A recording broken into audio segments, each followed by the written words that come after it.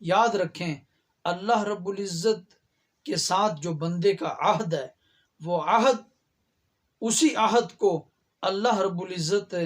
ایک سانچے میں دیکھنا چاہتے ہیں، اس عہد کو، اس اپنے بندے کی فرمانبرداری کو ایک سانچے میں دیکھنا چاہتے ہیں۔ وہ سانچہ حضور پاک صلی اللہ علیہ وسلم کی سنتیں، وہ سانچہ اور وہ مطلوبہ زندگی وہ حضور پاک صلی اللہ علیہ وسلم کی زندگی ہے۔ ہم بچپن سے یہ حدیث سنتے آ رہے ہیں، آپ حضرات نے بھی یہ حدیث سنی ہوگی کہ ایک سنت پر عمل کرنا، ایک وقت ایسا آئے گا کہ اس وقت ایک سنت پر عمل کرنا 100 شہیدوں کے برابر ثواب ملے گا۔ تو یہ بات سمجھ نہیں آتی تھی۔ آج کچھ واقعات، حالات اور معاملات ایسے زندگی میں دیکھنے کو مل رہے ہیں کہ جب حضور پاک کی سنتوں کا مذاق اڑایا جا رہا ہے یا تضحیق کی جا رہی ہے یا کم نظر سے ایسی چیز کو دیکھا جا رہا ہے یا ان کی سنتوں کو اپنایا نہیں جا رہا، تو یقیناً یہ بات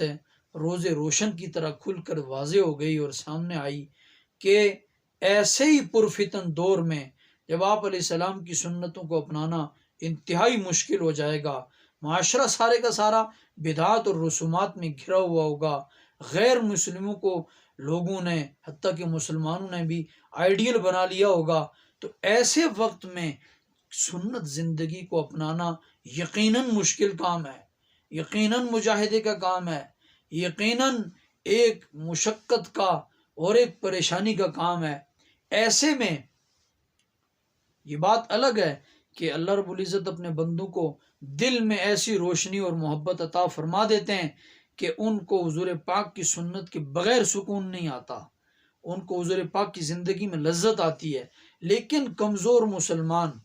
سادہ مسلمان جب شروع میں حضور پاک کی زندگی پر ہوتا نہیں ہے،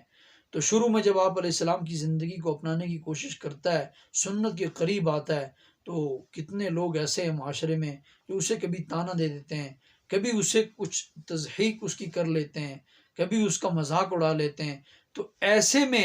سنت پر ڈٹ کر رہنا اور سنت پر مضبوطی سے قائم رہنا، یہ اس حدیث کا مصداق بن رہا ہے یہ شخص کہ ایسے آدمی کو ایک سنت پر عمل کرتے ہوئے 100 شہیدوں کا ثواب ملے گا۔ جیسے پہلے عرض کر چکے ہم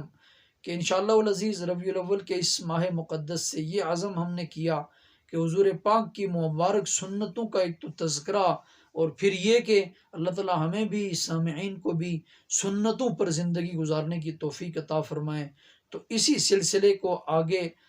بڑھاتے ہوئے انشاءاللہ العزیز کوشش ہماری یہ ہوگی کہ سلسلہ وار آپ صلی اللہ علیہ وسلم کی مبارک سنتوں کو جو قرآن کریم میں بیان ہوئیں، آپ علیہ السلام کا طرز زندگی یا احادیث مقدسہ میں جو بیان ہوا، معتبر کتب سے انشاءاللہ العزیز ہیں جو احادیث میں جن سنتوں کا تذکرہ ملتا ہے، انشاءاللہ العزیز ہیں کوشش ہوگی کہ آپ کے سامنے ان سنتوں کا ذکر کیا جائے، تاکہ اللہ تعالیٰ اس کو ہماری بھی شفاعت کا اور نجات کا ذریعہ بنا دے، اور ہم سب کو اللہ تعالیٰ اس پر عمل کی بھی توفیق عطا فرمائے۔